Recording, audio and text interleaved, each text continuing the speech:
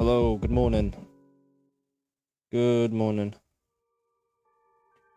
Hope you can hear me just fine. I hope everyone's doing good. Welcome back to another stream. I know it's been a while. I have been very busy. Anyways, we're looking at Euro USD as per usual. At this current moment, I've been bearish since the previous day high collection, so this right here. I'm looking for some sort of a confirmation. I think it's already happened right now, by the way. We've had London take our high, we've had a market structure shift, and the entry's already showed itself through the gap right here. And the model that I was going to showcase today has actually displayed itself already, so it's late. I keep missing these because of my busy schedule in real life. Well, with life generally. But yeah, this is the same model that I explained on my last video. It's repeating right now in front of us. Essentially, you get your bias or drawn liquidity, excuse me, which in this case on the daily we have the previous day low. It's almost forming a swing low, not literally. On the 4 hour there's also a low here. We can use that as a drawn liquidity, and this would be the ultimate drawn liquidity that the market may be reaching for. We have tapped into the premium bearish gap on the 4 hour. We have taken our high right here, which is the previous day high, and we are now moving away from it. The first opposite gap has been reached, which is part of my 4 hour gap theory, and the drawn liquidity is there. So the framing of the setup has already occurred. The entry has been beautiful just here. I've just basically missed it, which is unfortunate. It happens. Sometimes you have to deal with these things, but this will repeat, and hopefully next time I'm able to capture it on film, on video. But yeah, we'll see how this plays out. Like I said, I've been bearish. I've been bearish during London since the previous day high has been taken out. Whenever the daily candles high or low gets taken out, and this is a tip that people should be noting, you should consider anticipating a direction on the opposite end of that candle. This isn't something I've learned from someone else or I've been mentored over. I've just kind of back tested it alongside of being taught other things as well. If you check the last few candles, most of the times, and this is again not a guarantee, but most of the times you will see a move away from the one side of the candle that has been taken out. So let's say this one right here. We can go candle by candle, it works either way. So like the day before today, we had this candle's low taken out right there. So if I remove the current lines, we have this low right there, and we sweep right under it. And what do you see happen after that happens? Oops. We see this huge move away, right? This huge wick away from that certain location on the chart. Now, why do you think that is? Why do you think once we collect a low on the daily or a high on the daily, we might see a displacement or a move away on the opposite direction, which in this case we've collected a low, so the opposite direction will be bullish, and we've had a bullish move starting from here all the way up to there, like that. Okay, the reason why that happens is because there's a theory, there's idea, there's a concept, whatever you want to call it, of which entails and says below lows like this and above highs like this, there rests liquidity. There are stops. Now what stops are, they're basically just orders. I had to learn this the hard way, but stops, ooh, why does it do that then? Stops, just generally as a term, I don't know why TradingView works like that, is limits, is market orders, is stop losses, is take profits. It's everything. Stops is a very generic term, and it refers to everything. It refers to literally every type of market order. When there are stops at a certain location, which is logically assumed and anticipated, you can't just know. You can't just identify a certain amount of stops being there. You just anticipate there being sell stops under this low. Once that happens, we anticipate and assume that those stops are being paired with long positions of big traders, commercial traders, bankers, investment, hedge fund traders, just people with deep pockets, right? We assume that those people are now liquidating their positions by getting rid of these traders and getting rid of their orders out of the market to push the orders of which they were going long with, to liquidate orders that they were going short with, and so on. Liquidity in the market is a very, very key factor of movement. Essentially, if you don't have liquidity, you don't have a market. And what that means is, if you break it down, if you want a market to move up, then you need liquidity. If you don't have liquidity, you don't have a market going up. So on this day right here, Wednesday the 5th, just a day ago, we've had the low of this day get taken out, and that would allow us to anticipate a pairing of commercial traders longs, so buys, with retail traders shorts, with also hedge fund traders shorts. So like daily lows and daily highs, you have more than just retail traders in terms of positions. It's not just retail traders. So once those orders get liquidated, and I guess we can just see this, I don't need to mark it out. We go on the 5 minute and we go on the 5th, which is this day right here. We can see that this is the 4th. That's where the low of the day was placed, right here during New York, of which I've told you guys, during New York, what tends to happen? Reversal, right?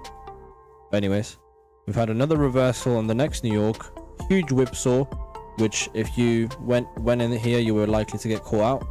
But regardless, we wait for the daily low to get taken out. We see a market structure shift such as this one, where the high gets taken out here. And then of course you can choose to trade during these times or not. This is PM. PMs are very, very little in terms of volatility. You usually don't see volatility. It depends on the time and the day. But once the low has been taken out, you can see a market structure shift here. You can see a retracement, the exact same thing that I explained on my last video. And then the price just distributes up. Now today, which is just around starting from here to there, we have already seen the move that I was anticipating, because I was doing things I always have to every single morning. But I figured out a model that repeats a lot, repeats every single day almost, based on what ICT teaches. So he emphasizes on using the midnight open price for Forex and using, I believe, 8:30 for indices. So I think you can use that for Forex as well. But as we've seen, we've had a daily high taken out this time, which I'd like to highlight and focus a little bit on. We've had the low taken out here, and then now the next day we've had a high taken out, and this is very, very common in the markets. You'll see this happen all the time. The markets like to ping pong. If you see market price, you'll see that it will go from gap to gap a lot. On the daily, it's a bit harder to put down and highlight it, because you have to wait a lot more. Obviously, it's daily candles. If you go on the 4 hour, for example, and it's fractional, we can see gap on the left, we push up into a gap on the left, we come back down into a gap on the left, we push back up into the same gap on the left, we come back down to the gap on the left, we push back up into the gap on the left. This is exactly what I've been teaching you in my videos, exactly what people have been trying to trade. Some of you are actually doing fine, some of you are doing good with it, which I'm very, very happy to hear.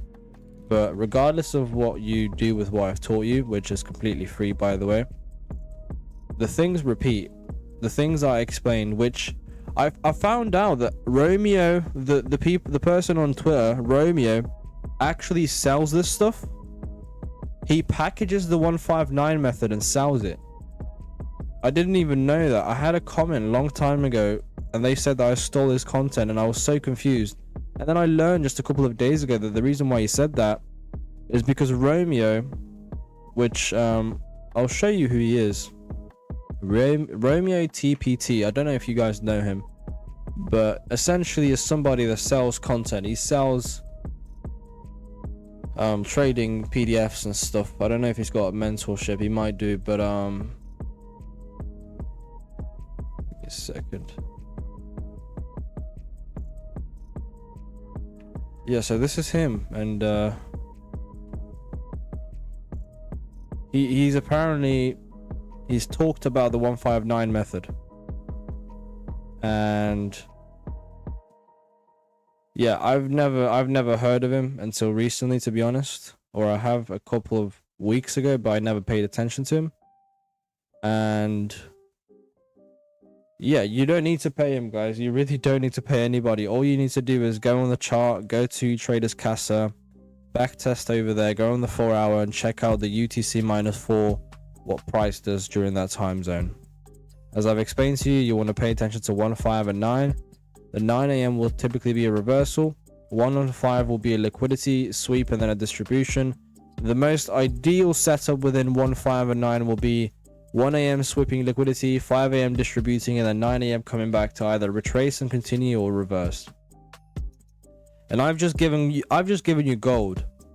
Like, what I've given you is taken me 6 years to figure it out and formulate a system around it. I'm not charging you for it. I'm not having you join a mentorship to learn about it.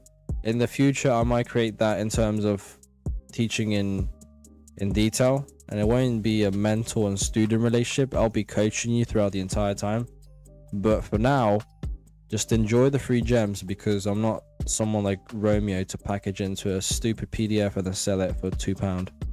So yeah, we're still bearish today on the EURUSD for the same principles. We've also had a equal high collection of liquidity here generally, which when it did happen, I already anticipated EURUSD to be bearish anyways.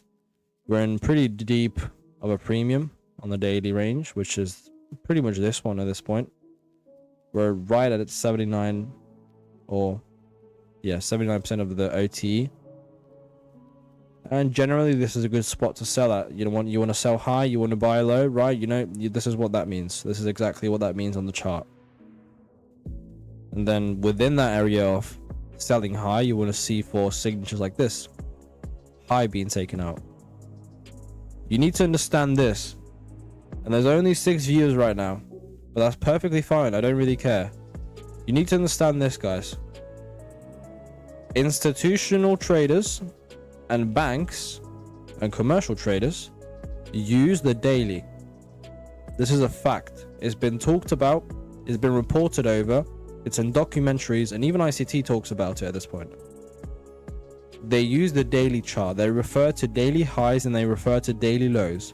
If you check MyFX Street and you read their articles about the statements or phrases that banks might come out with, they refer to daily highs on the gold, they refer to daily lows on gold, EURUSD, breaking new highs, breaking new lows. They refer to those all the time. That's because they use the daily chart. They refer to the daily chart. So yeah, I've already missed the move, and I'm not going to try and catch a falling knife. I've already done that many times and it hasn't worked out. In this case, when this happens, you want to just be patient. Yeah, unless we get a huge move into this instantly, into the gap right there, then I'm not really interested. I'll gladly say I've missed the move, which is totally fine. If we check the Forex Factory for today, see what we've got.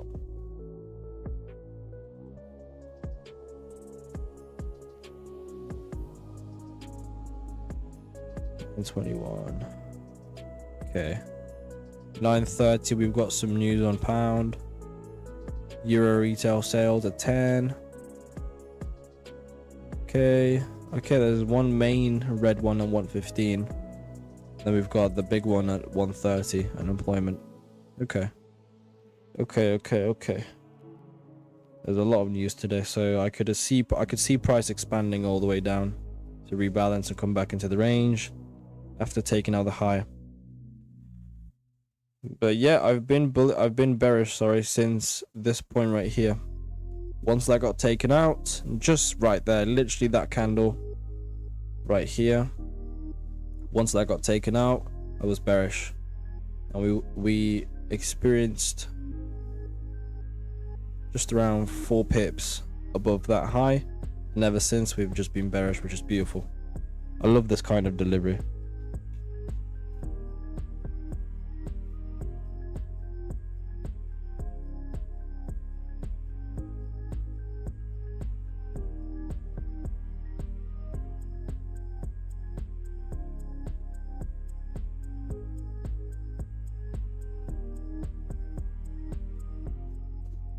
So now all we can really do is be patient and wait. This is the boring part of trading, really. Oh, when you look at that, this candle is 1 a.m.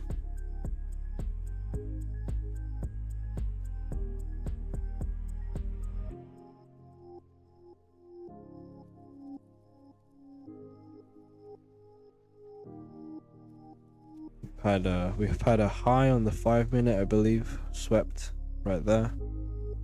And then a move away, market structure shift, retracement beautifully into the gap. It's sad I wasn't able to capture it, but it is what it is. The typical setup with that would be something like this. So right here. And my stop loss would have to be within an order block at this point with this new model, and then a 1 to 2, which would be, it would be perfect actually. Wow. A 1 to 2 would have already happened. Beautiful. The entry would have to be right there. Yeah. Okay, the 1 to 2 hasn't happened yet, but that's fine.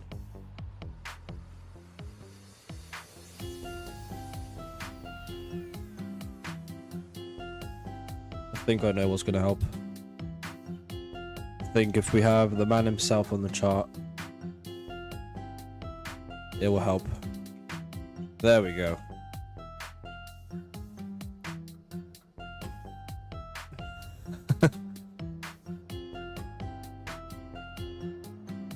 What do I say?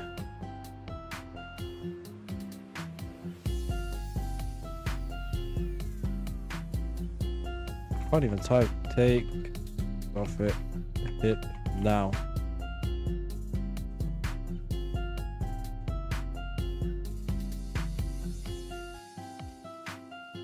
Gonna make him angry.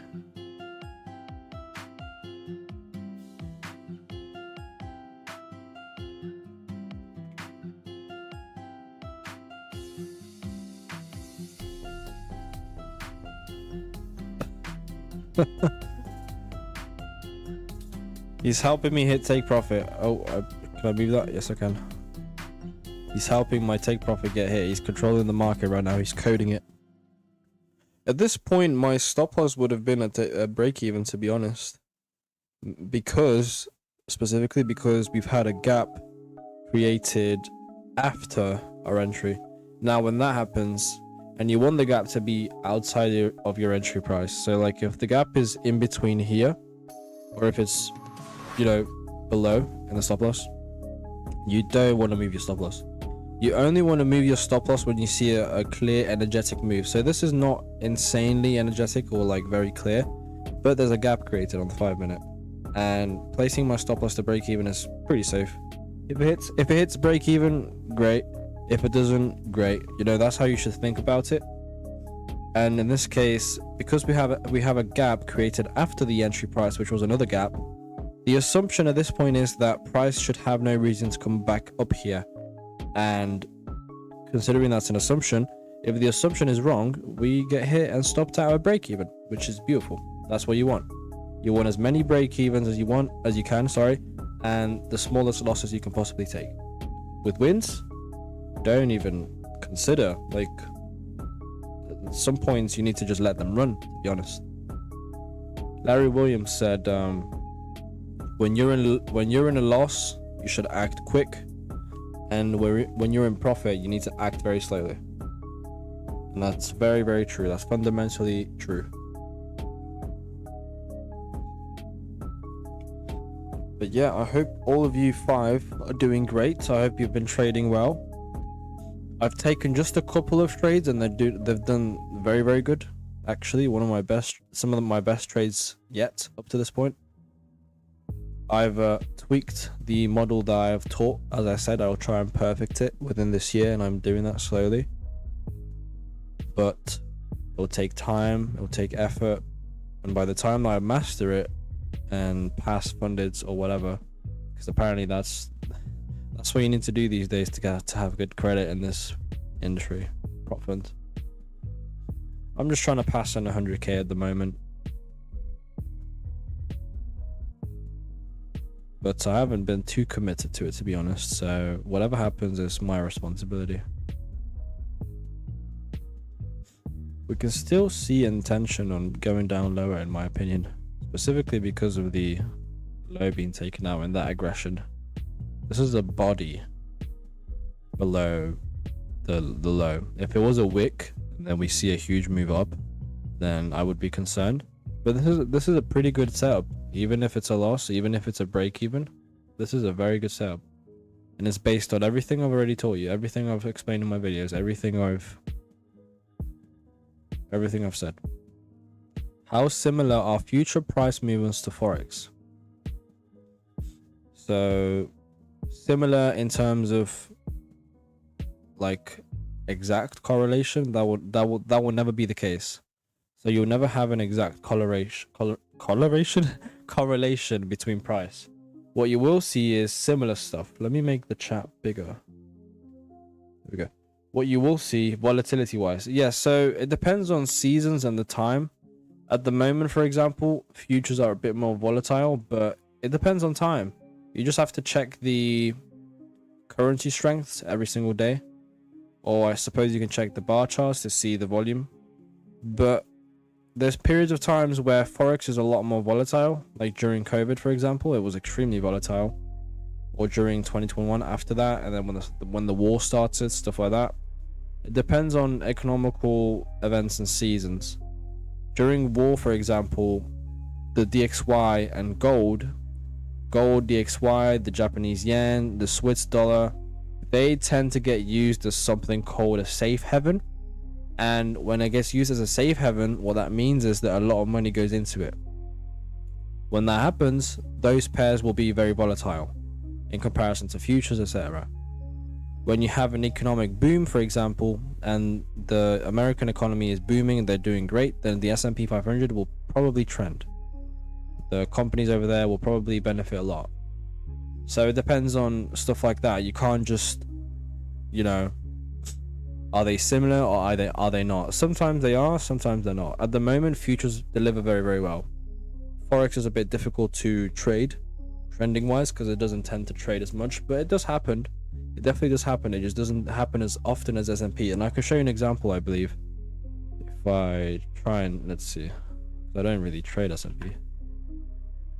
I'll just use this one. Vantage Broker.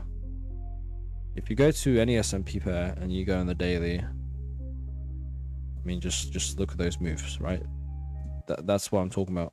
S&P tends to just be bullish generally, overall, right? And in the periods that it's not, they're very small. And in the periods that it is, it just keeps going. And then it's not a little bit, it is. It's not a little bit, it is. It's not a little bit, and then it is for so long. And then it's not a little bit. This is where I shorted quite a while ago. Shorted right there. And then I didn't enter. I should have entered, but I was too occupied. I was too busy. I've predicted the market very accurately many times, and I just don't trade it like an idiot. But yeah, this is one example. The S&P tends to trend a lot more recently, and then the Euro USD pair will do that, but not as often. Oh, sorry, ICT. So it will trend, but sometimes it'll be a lot more choppier than trendy. So there's a bullish trend here, and then retracement, semi-bullish trend, retracement, semi-bullish trend, and then a huge retracement, and then consolidation. Now we're here. So You are unlikely to see that on S&P 500 generally. But depending on seasons, depending on events, you will. I'm not sure what I did wrong to... Is it this? There we go. There we go. Now we have his luck again. But let's see if this setup hits take profit. Theoretically, because I haven't placed a trade. I didn't manage to. If I was at my chart whilst this happened, I would have 100% placed a trade. This is perfect. Like, yeah, it's unfortunate that I didn't. Can you give a simple, brief description on how to use order blocks and also change in state of deliveries to execute trades? Yeah, of course. Excuse me. So, order blocks, all they are is a certain location in price action, which theoretically entails trapped orders. Now, trapped orders means right here, only buyers got the opportunity to enter the market. And what that means is that sellers will have to have an opportunity given to them again by the market retracing back into that location, offering the opportunities for sellers to join. So right here, the top of that retracement, that will be where sellers got the last offer of being able to sell. The reason being is because there's a bearish order block right there. Now this is a bread and butter setup where you have a high taken out, a low taken out, and then a retracement. And then within this, you have a mix of stuff. So first of all, it's an order block, obviously. Second of all, you've got a breaker block because of high and low being taken out.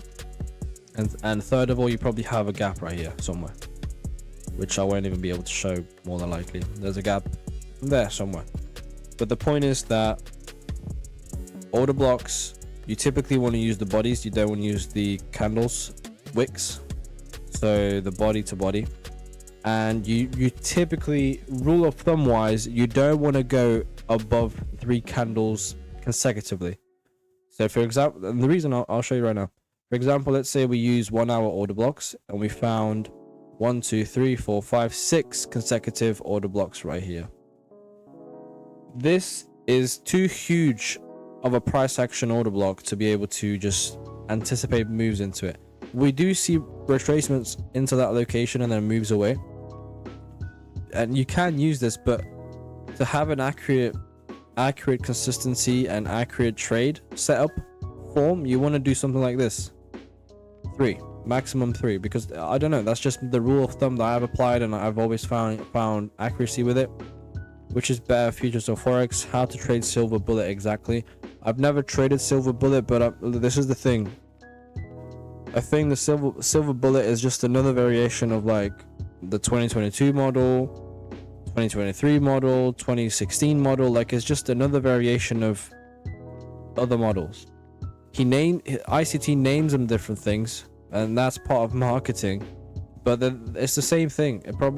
I don't even need to know the model, and I can probably assume that it has some sort of displacement, entry on a gap, or not a gap, entry on an array, you know, high and low taken out or whatever, stuff like that. And I'm pretty sure it's just a repeat of other things. In terms of the question, which is better, futures or forex, it depends on what you're good at. So like, if you're good at scalping, I guess forex. If you want trending markets, as I was explaining, then I guess futures. You also want to be using futures to invest into. So like, yeah, it depends on your style. It really depends on your style. I do forex myself. That's my opinion. But if you've got the skill, if you've got a setup and everything, if you've got a plan, then you can trade. You can trade anything. Give me 1 second. Let me go. Literally a second. Yeah, you can trade anything.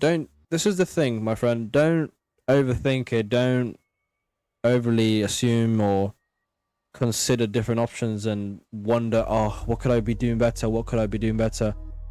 Look, man, I promise you, I absolutely promise you, there isn't a better way to trade. There isn't a better way to do something. There isn't a absolute holy grail that if it was passed on person to person, everyone would profit. That doesn't exist.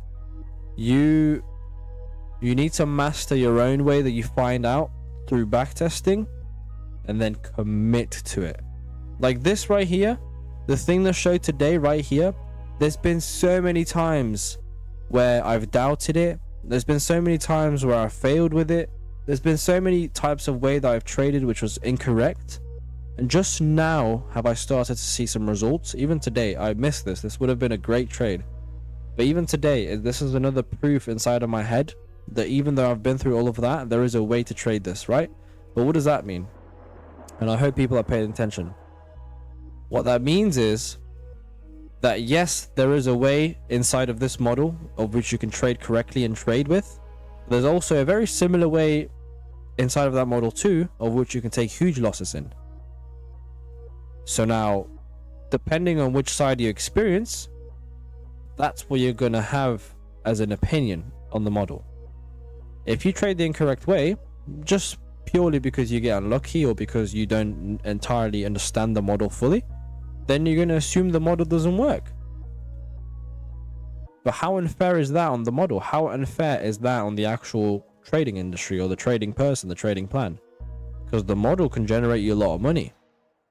You just need to stick to it to figure out all the intricacies, all the ins and outs, all the details, and learn them. And once you do, that's it. That's it. Once you learn everything about something, you can use it to achieve anything with it. It's the same with every other industry. It's the same with every other profession, every other job, every other role, everything in life. If you want to ride a bike, and let's say you want to become a professional cyclist, you don't only need to know how to push the pedal down. Take profit hit, guys. You don't only need to know how to push pedals down. You don't only need to know how to balance. You don't only need to know how to go quick. You need to know how to go quick, push the pedals, not push the pedals, slow down, balance yourself, turn quick, use aerodynamics, all of that, right? And how does that come about? How do you learn all those things in a, professional cycling role, a professional cycler as a racer, right?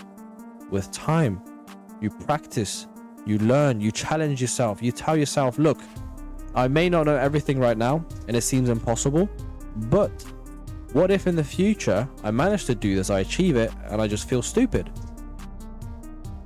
It turns out that it was all possible at the end.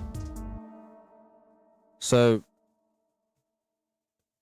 another question is, how good do you think a London session sweep strategy is? Well, it's irrelevant of my opinion. You need to see it yourself. I've shown it in the video. I'm not avoiding the question. I'll answer your question anyways, but I've shown it in the video. Can I hide this? How do I hide this? There we go. I've shown it in the previous video and I'm showing it today, this morning. I was trying to stream a little earlier, but I have to do something every single morning. It's a personal responsibility of mine, which I won't name here. And then I have to come back, I make my tea, sit down, and by the time I did that, this had already happened. The problem with that strategy that I talked about in the video is that you have to be quick. You have to be in the markets very, very consistently. Like, for example, let's say the daily opens, right? You have to be there. You have to be there before it happens. You have to anticipate the manipulation, the distribution, everything. You have to do all of that. Excuse me. My accuracy in demo is very good, but when I execute on phone a challenge, I always lose. Well, that's not uncommon. That's really not uncommon. With demo, you don't have an attachment to the result, and that's actually a very key component of what I'm saying. If people really want to learn from the stream, which I know some of you that do, I really know. I know you guys, you message me. If you want to learn from the stream, I'll tell you this, because I'm replying to that comment. Why do you think, and this applies to the majority of people, why do you think on demo you perform better?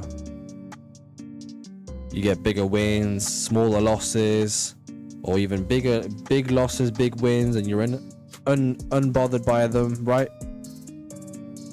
That's a key factor of trading. if you're bothered from the paper results, which shows you the P&L being red or the P&L being green at that moment, if you're bothered by it, number one, you are going to be behaving in the market. You're not thinking of trading from a market perspective or whatever pushes price type of perspective.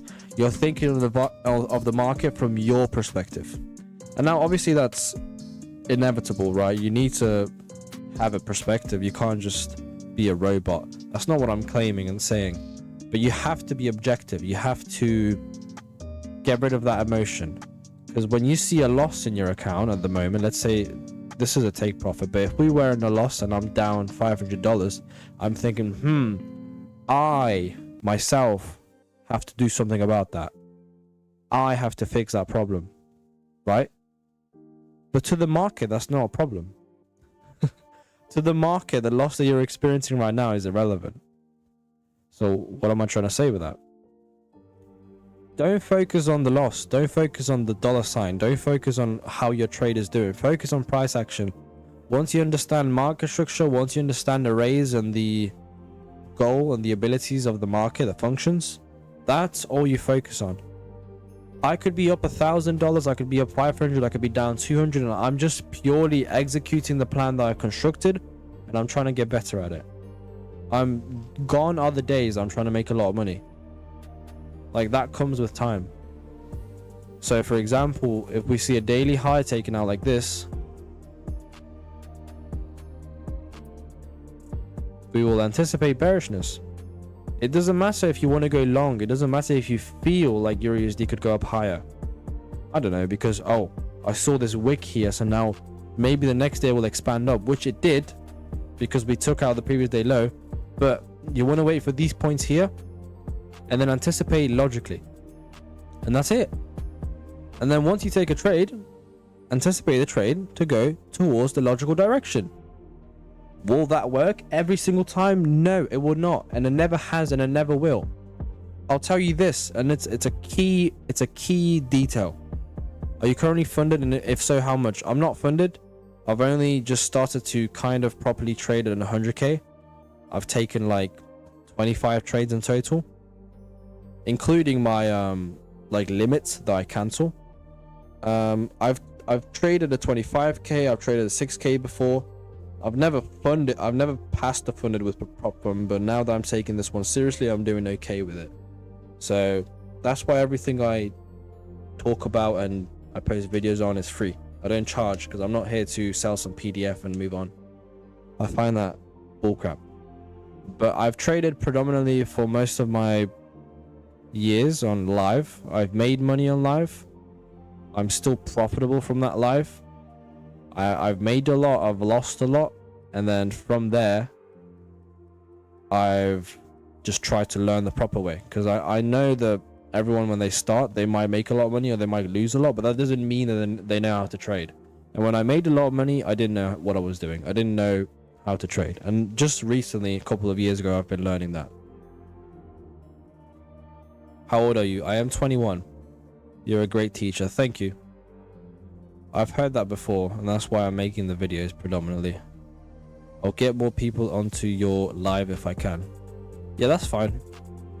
If you want to do that, that's okay. If not, that's totally fine. As long as people are watching that, I'm perfectly fine with that. What I'm trying to do is put down as many videos as I possibly can, because there's a lot of things I've been wanting to expose or talk about for years. And now that I've started, you know, I'm trying to catch up to, I guess, sharing that.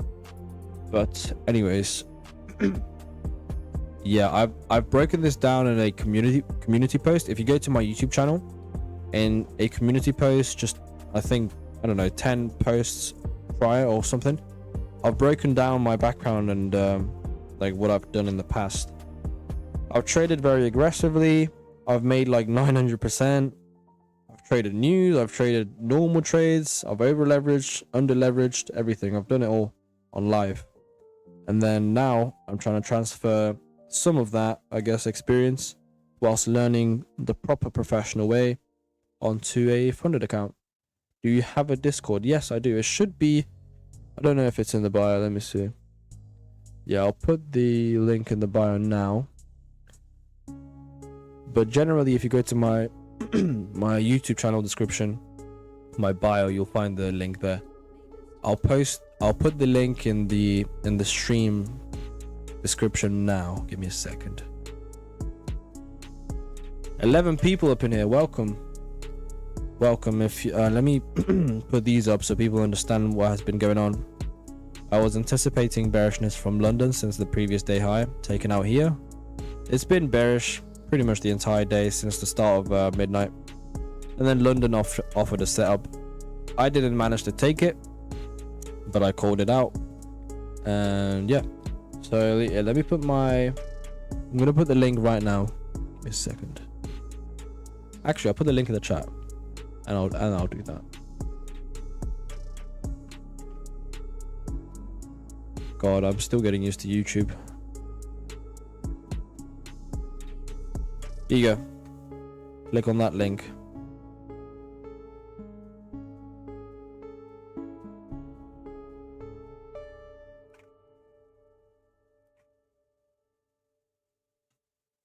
Okay. Done. So yeah, I do have a Discord.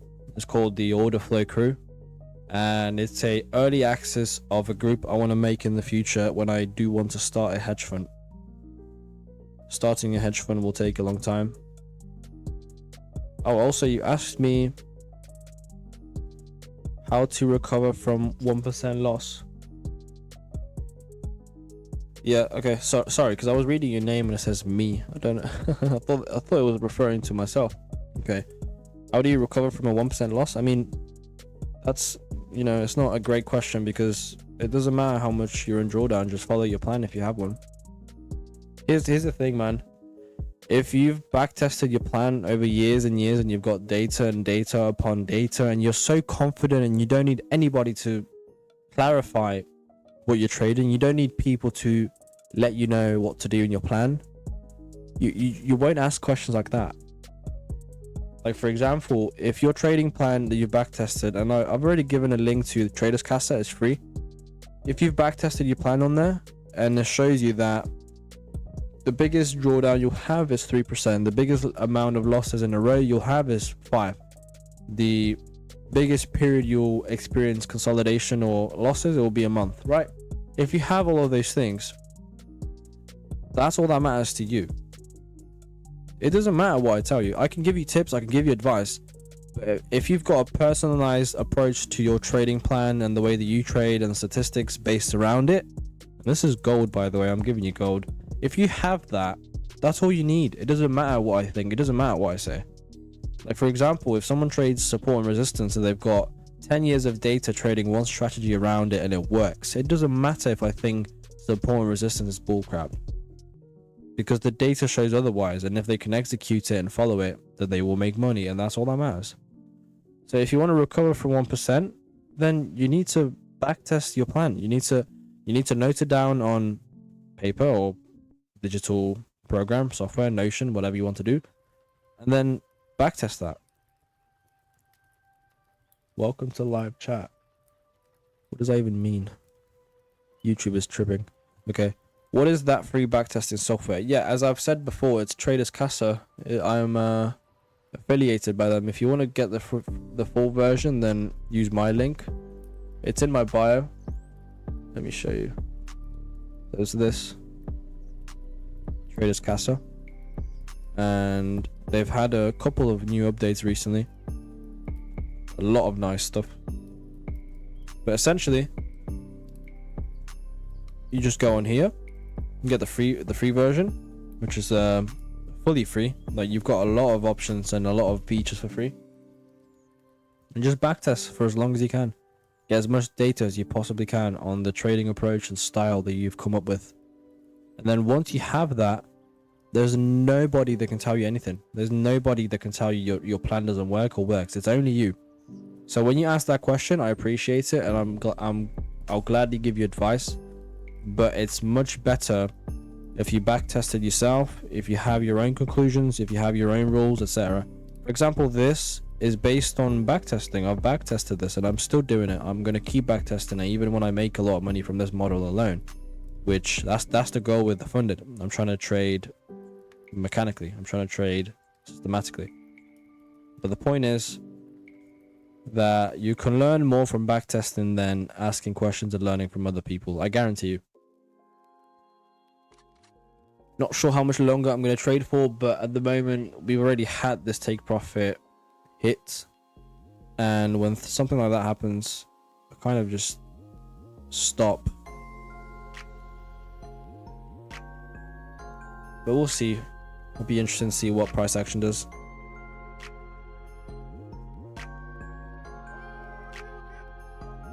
But anyways, maybe I can give some forecasts, you know, maybe some logical forecasts. So at the moment, let me hide this stuff. At the moment, we've fully rebalanced this gap. There's also a gap here that we've rebalanced. We've taken out the previous candle low. We could experience a OLHC, open low high close with this candle. Well, we'll see the higher time frame. On the 4 hour, we've tapped into a gap. This is during the 1 a.m. Previously from that, we've tapped into this gap. We've pushed into the minimum of the next gap here. There's also a gap here, so we could potentially see the 5 a.m. candle, which is in 8 minutes. We could see the 5 a.m. candle retracing up, and that would make perfect sense before 9 a.m. either continues or reverses. Whichever it is, we will see in 8 minutes, 7 minutes, this candle right here. Oops, it's fine. We will see. What do I get rid of? Could I get rid of this? What is this? It's probably something else. Okay. Yeah, so we are likely to see a retracement. Where into?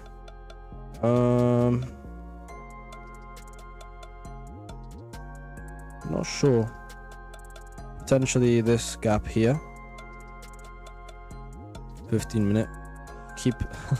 They keep appearing every time I do that. I'll just show you with my mouse.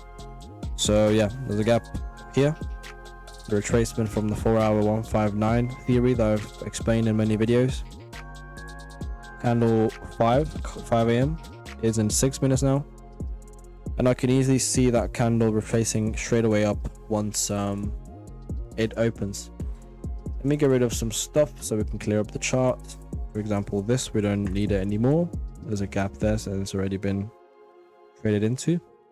Let me check if anybody on Twitter has been trading this, because typically I follow people that trade similar stuff. Someone went long pound. Wow, interesting. Yeah, and they got their stop loss instantly demolished. Unfortunate. Happens. But yeah, I don't know what's happening with pound. Why has he went long? Let's see. Oh yeah, pound is definitely not long, guys. It's all about perspective, I understand that, but yeah, previous week high has been taken out, previous daily high has been taken out, and then we probably had a move down as well. Yeah, we've definitely, it's the same thing. It's the exact same thing on pound dollar. So yeah, if you stick to the principles I've taught you, you can definitely get an edge around it. What's AUD saying? AUD is choppy. Oh my god. I just have it there for fun, to be honest. I don't trade it. I got a comment a couple of days ago, someone saying that I should explain how I use the US 30, 10-year and the DXY. I don't use them as much now, mainly because I'm trying to master everything about EURUSD. EURUSD has a connection to me, a very deep one. The biggest day on EURUSD history, which I don't know if I can show it here. Let's see if I can. Let's see.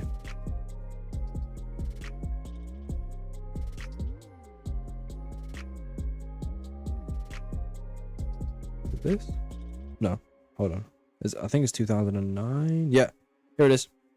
The biggest day historically for EURUSD is on my birthday. 533. No, let me make sure it's accurate. 548 pips, 0.7. This is the biggest day in history of EURUSD. I've already checked everything and the data around it, and this is on my birthday. So I didn't know that even when I was committed to USD predominantly in the beginning. Then I found that out and I was like, wow, it's meant to be. But yeah, it's similar principles across every pair. It just depends on which one you want to trade and which one you think is best. In my opinion, you can trade anything if you get the skill, but that's just my opinion. For example, you can trade, let's see, I think, is it USD CAD? Yeah, USD CAD. USD, is it? I don't even know. I haven't checked these pairs in so long. I think it's USD CAD. Yeah, it is. USD CAD is a good pair. Oh, these are old. Oh my god. I haven't checked this chart in probably years, guys. So whatever is on here is old. Let's see. Oh wow. Interesting. Everything is the same. Gap. No, that's on the 4 hour, or what is that? It is on the 4 hour. Huge moves from it. The USD CAD is beautiful, you know. I'm starting to consider something. Is it different times though? No, it's not. 9 reversal. 9 o'clock. 1 a.m. 5. 9 reversal. 1 a.m. 5 gap reversal. Interesting. Same stuff. Same stuff.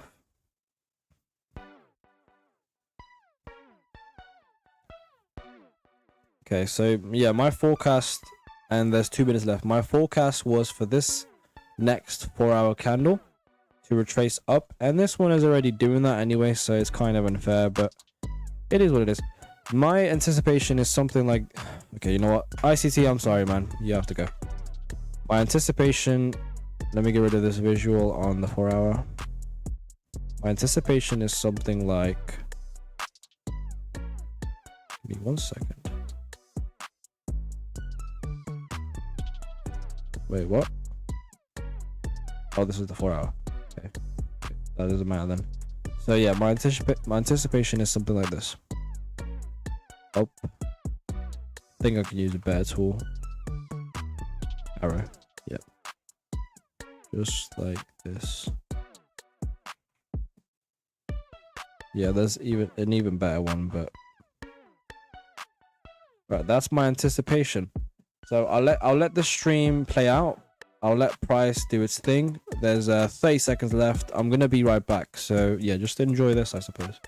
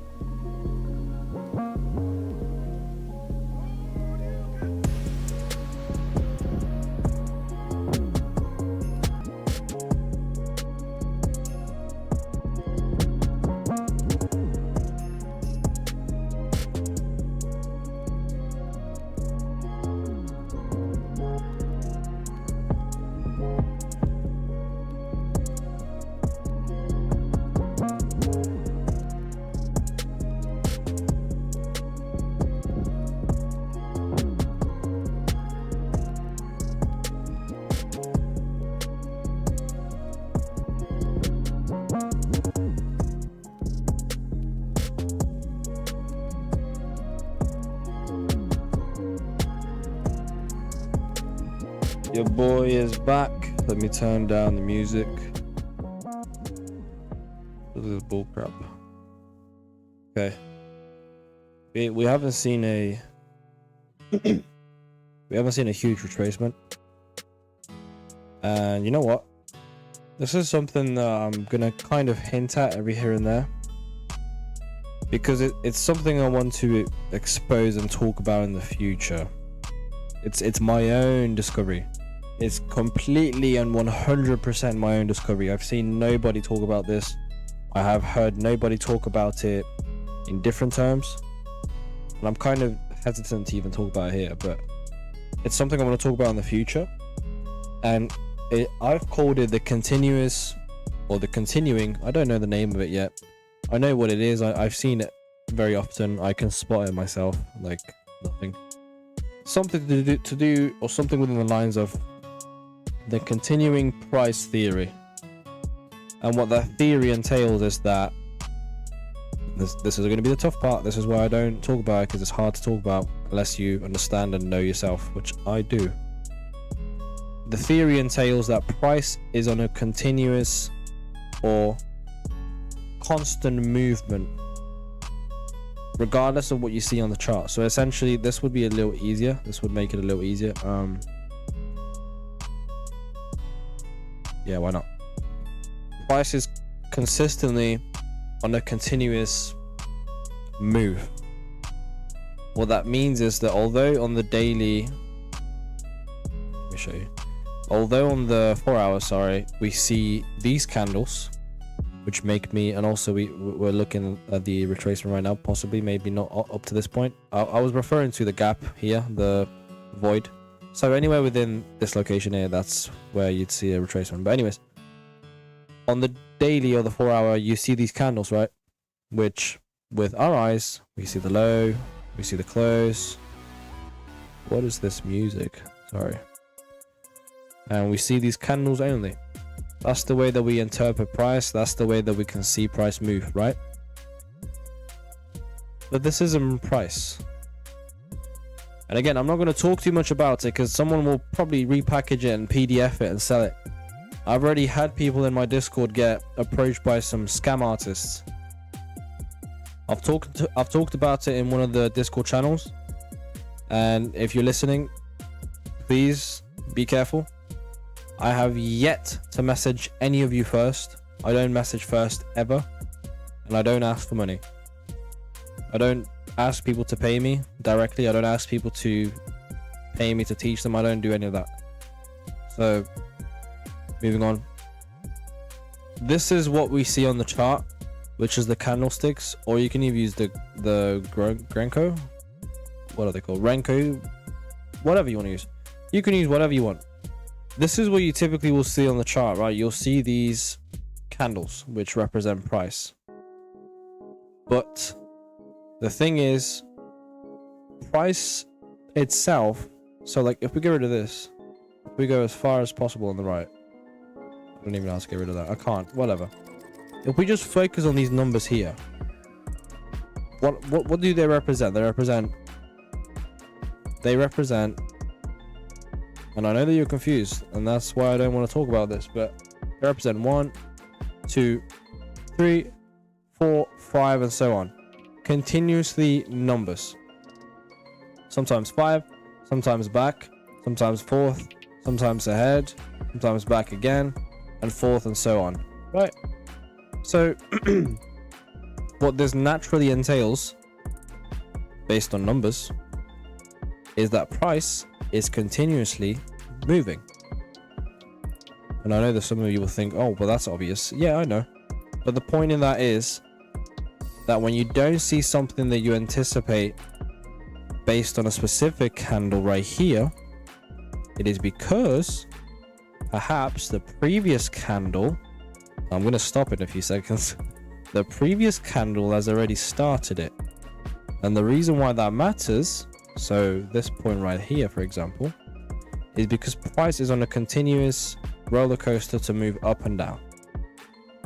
If you anticipate price to go up here because of this candle only alone, then you're missing out on the juicy part right there. This is important. So this is probably hitting a gap over here. If we locate this price point right here, we're on the 1 hour maybe. Yep. There's a gap there. There's a gap there. And yeah, we've displaced away from it. We're moving away from it, right? So now, what that's showing us is that price is continuously moving. On the 4 hour, we only see this little move down here and then a little move away from it on the next candle. But if we go down further and further, 5 minute, 1 minute, you'll see a continuous move like this, right? And that matters. That matters, because if you anticipate this candle to go up, but we've already started to go up from here, then maybe this candle doesn't want to continue to go up higher because we've already done that. And that's my continuous price theory, which no one knows better than me. No one knows exactly what I'm saying. Maybe some of you will understand, some of you might take notes, but if you do, that's a key part of my trading model at the moment, my trading plan. But as you can tell, price is moving up to that location. The reason why, as I said, is because this is a liquidity void. It needs to be rebalanced. And it's also in the new candle, 4 hour, 5 AM. This live stream, we've anticipated a whole trade here, which hit take profit and now is reversing because of the retracement of the next 4 hour candle. And that's beautiful. That's beautiful delivery right there. But yeah, take profit from that trade hit. Actually, perfectly, right? Literally perfectly, just a 1 to 2. And the reason for that might be anything, but regardless, on the 4 hour, we're seeing exactly that. So yeah, this is the point that I said we'll see a reversal. I'm not sure if I can stream for the next 4 hours, but I might have to end anytime soon now, to be honest. I'm just very tired. The point that I'm making is that I've mixed the 159 thing that I've talked about and the model in the morning. And that's all you need to do. It's very simple. The stuff that I've talked about today is simple as hell, but it's important. Very important.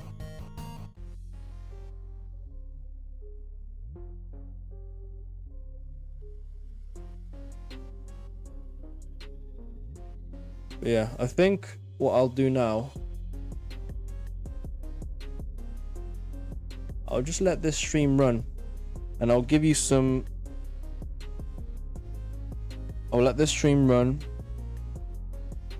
and I'll play some of the lectures that I've watched many times over and over again from Mark Douglas, because if you pick up on what he says, ICT refers to him all the time, and he says a lot of things that Mark Douglas says as well, and they're very important. Let me show you what I've listened to for most of my time trying to fix my psychology, which I have.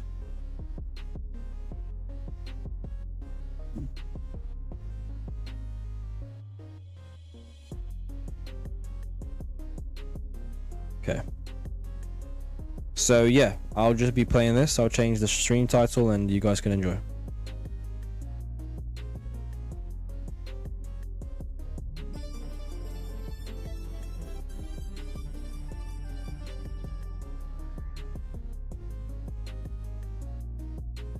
Hi everybody, good morning. Now that John's put the pressure on, that this isn't supposed to be dull, bear with me because I haven't done one of these in 3 years. As a matter of fact, the last one I did was for John in April in Chicago in 2012. So it might take me a while to get going. So hopefully it won't be dull. But anyway, I think the way I want to start out is by answering a question that a lot of you guys, not a lot, the few people that I talked to yesterday and the few people I talked to last night were asking me that I'm writing a third book, and I guess I should ask you first, have a lot of you read Trading in the Zone of the Disciplined Trader? And so you're probably wondering, well, why am I writing a third book, right? Would that something come to your mind? Yeah. Okay, well, why am I doing that? Well, okay, here's the reason why I'm doing it. About 8 years ago, I was asked to speak at a trading conference that was going to be quite large. Be about 5,000 or 6,000 people were expected to attend the conference. It was going to be in Texas, and you know, a few people have been in this business for a while. You'll know that there's a lot of people that just aren't that ethical. I mean, there's a lot of ways that people can be taken advantage of in this business, and there's a lot of people that understand that, a lot of people that exploit people who want to become traders. And so as a result, I didn't want to be associated with somebody or an organization that fell into that category. And I asked them to, and I knew they had user groups all over the country, and so I asked them if I could attend some of their user group meetings to see just how well they lived up to their claims of customer service and the kind of products that they offered. And so they had a pretty substantial user group in the Phoenix area, and I attended. There were probably a little over 100 people, maybe 110, 20 people, and I was just kind of taken back. One, I mean, everyone was really enthused with this company. They really loved the product. They loved the customer service that they were providing. And but the other thing I was taken back by was just how absolutely, totally clueless they were. And because I was used to working. I started coaching in really around 1982 or 1983, and most of the people that I worked with were like floor traders, the Chicago Board of Trade, Chicago Mercantile Exchange, and then later on a lot of hedge fund managers, and people who fell into the category of what I call professional traders. I mean, people who are die-hard traders. And so actually my coaching clientele kind of fell into two categories with nobody in between. In that I had the professionals, people who'd been in the business for a long time, and they understood just based on their experience the importance of their state of mind and their psychology played on their results. So there wasn't any convincing them, that this was the direction they needed to go.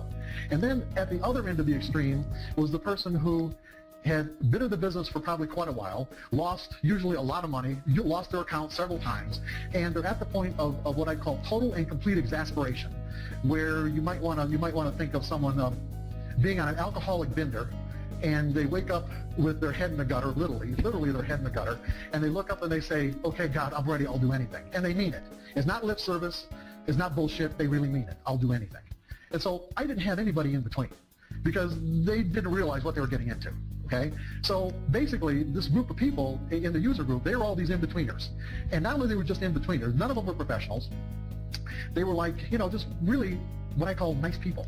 But not that professional traders can't be nice people, but they're a breed apart. They really are. They're, I'm not going to get into that, but in any case, they're different. But so I'm thinking, you know what? I have to write a book for these people. I just, because the disciplined trader and trading in the zone did not really address the issues in a way that someone just starting out in the business could relate to. I made a lot of assumptions writing those books. I made a lot of assumptions based on my experiences of doing these kind of presentations and speaking at trading conferences back in the, in the early 80s. Like the first conference I spoke at was in 1984. And I spoke at, several years later. I even went on a world tour for Dow Jones in 1987. I literally went around the world for Dow Jones and Reuters. Out of a 36 city tour, I could have done all 36 cities. I didn't want to be gone that long, but I did 18 out of 36 cities and went all the way around the world. So it's like I have this basic experience of the way people think about trading, but yet, like I said, I didn't write these books in a way that the novice trader could relate to, and it shocked me, literally shocked me, because The Disciplined Trader was published in 1990, and Trading in the Zone was published in 2000. And when the internet started getting big, and you had a lot of people doing chat rooms and all this sort of stuff, and people were recommending, that, hey, read Trading in the Zone, and a lot of the people that were reading it were just novice traders, because I'm getting this feedback and emails. It's like, whoa, this book wasn't meant for you, and I didn't even really know how you were relating to it. So I thought, you know what, I got to write another book, and I got to write it from the perspective, and I got to write it from the perspective of someone who really doesn't know anything about this business. The people in that room in Phoenix were people who basically had watched like a half-an-hour infomercial on how you can take financial control of your life by being a trader. Okay, secure your retirement, go into trading. Okay, with this particular methodology, and you should be able to do it. Well, the reality of it is, a lot of these methodologies, people aren't lying to you about the fact that if you can actually follow the methodology, you can secure your financial future. The whole idea is being able to do it.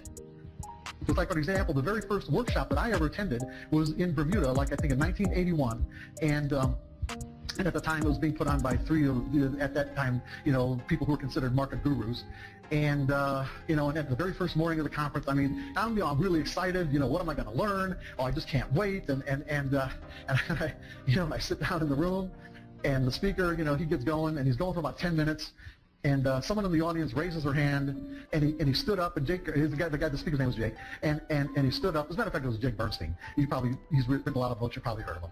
Anyway, so Jake acknowledged the guy in the audience, and the guy stood up, and he said, and the speakers, of course, were going to talk about their trading systems and how people use them, that sort of thing. And the guy stood up, and he's in kind of an indignant tone that really surprised me, and I think it also surprised Jake. He said, "Jake, if your system's so good, why are you selling it?" And, I think the whole thing kind of took Jake by surprise, like I said. And Jake just stood there and thought for a second. And he said, "You know what? I'll sell as many of them as you want to buy. Because out of all the hundreds of people in this room, there probably isn't one of you that could go back and execute it." Now, I'm sitting there listening to this, and I think, he didn't say this in a way that I thought he was kidding. So, I'm thinking, well, what's going on here? And nobody asked him to elaborate. So it's like, I'm just hoping this didn't apply to me. Okay, I'm just like, I don't know what he's saying. I don't know why he's saying it. I just hope it isn't me he's talking about. Okay, and it was, of course, it was definitely me, as well as everyone else in the room. So anyway, like I said, I really felt I had to write something from ground zero. In other words, if you don't know anything about this business, if you don't know anything about the nature of trading, and especially if you don't know anything about the nature of price movement, that you can actually go through, understand what you need to go through, and go through a process of changing the way that you think, because this is what this is all about, everybody. You're going to have to get used to the idea that if you're going to do this successfully, you are probably going to have to change some major assumptions, some major beliefs that you have about the nature of market trading to do it successfully. I'm not saying you're not going to have winning trades. I'm saying that if you want to create a consistently rising equity curve and assure yourself of an income, you're going to have to think differently than what you think right now. There's no way around it. Like, for example, most of you in this room, just quick example, most of you in this room would think that because I'm a trader and because I put on trades, I'm a risk taker. Does that make sense? Because we know that trading is risky, right? Come on, I'm going to have to get some feedback, guys, okay? You can't sit there stone-faced. No, you really can't. Seriously, you can, but it's going to make things hard for me. I don't want it to be hard for me. I want to enjoy myself, okay? So come on, just give me some feedback. Yes or no? Yes. Okay, thank you. Remember, I haven't done this in 3 years, so give me a break. I'm asking you nice. So, yeah, we're risk takers, right? And yet, when you think about it, everything that you do, or let's say I used to do as a trader, with respect to analysis, was to try to eliminate the risk. Was to try to make the risk go away. Was to try to make sure that the trade I'm getting into right now, this trade, was going to be a winner. Not maybe a winner, but going to be a winner. Or why would I do it? Why would I get into a trade if I didn't think it was going to win? Does that make sense to everybody? Is that the kind of logic that makes sense? That's exactly the kind of logic that's going to make sure you're not going to be successful in this business. It's exactly the kind of logic that is going to assure you that you will not make it in this business. This business has nothing to do with winning on a trade-by-trade basis. On a trade-by-trade basis. What you're going to learn today is that your technical systems, okay, what they give you is an edge. Everyone, you heard the word probability said 100 times. Probabilities, edges. Edge is nothing more than a higher probability of one thing happening over another. There's a huge difference between understanding that concept and actually believing it in a way that you can execute your trades properly. You actually have to believe in the nature of probabilities at the very core of your trading personality. Which means you're going to have to give up on the idea that each individual trade is going to be successful. What your system does is give you an edge over a series of trades, where the outcome of each individual trade is unknown and unknowable.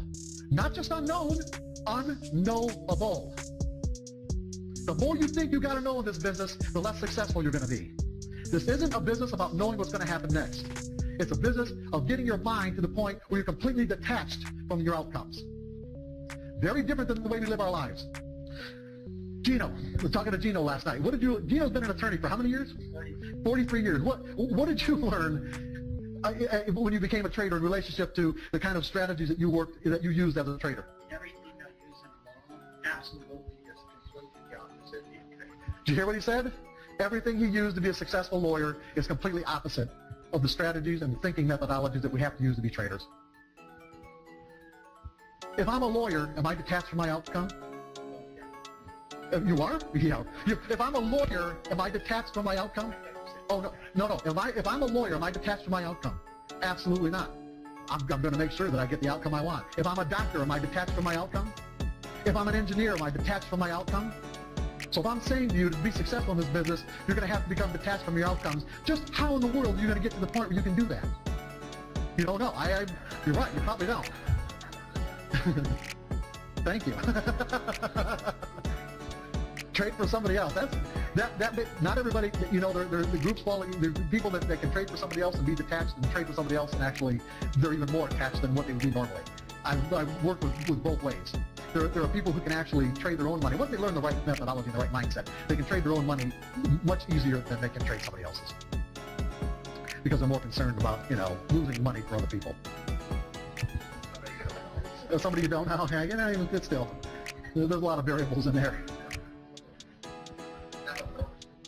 Yeah, that's, you know.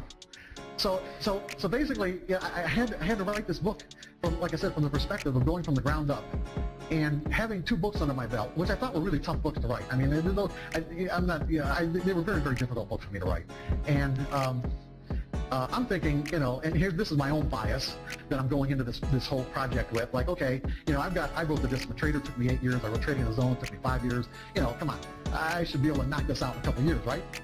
Anybody, right? Should be able to knock this out in a couple of years? Yeah. 8 years and I'm still not done. Way harder than Trading in the Zone. Way over the top harder than Trading in the Zone or the Disciplined Trader. I can't even begin to tell you how difficult it's been and how challenging it's been for me, and how the impact that it's had on my life. Even it's just really been very, very difficult. But in any case, I found that breaking these concepts down to a core level where someone who doesn't know the business can understand it was not easy.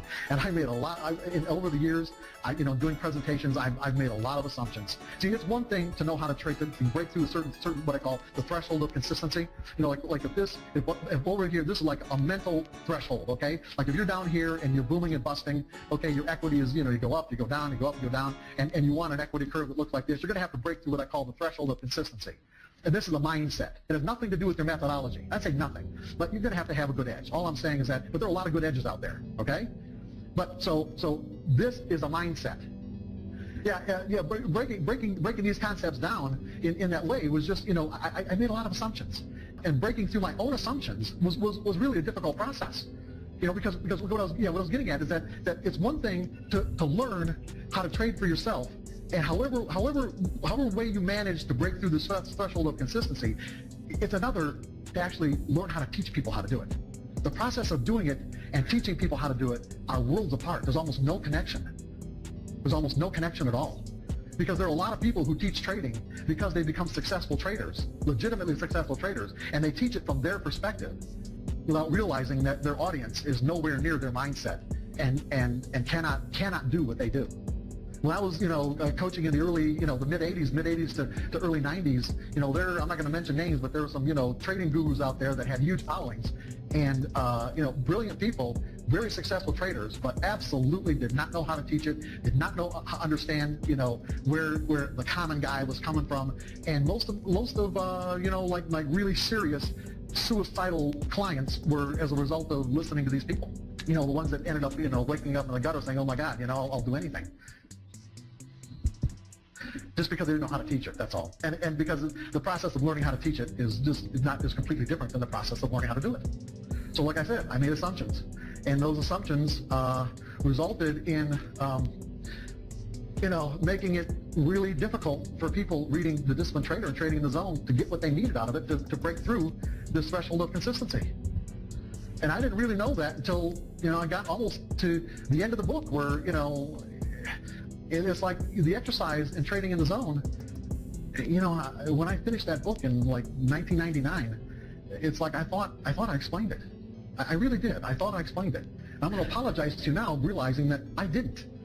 I really didn't explain it, because in this new book, I've devoted 30 single-space typewritten pages to just the exercise.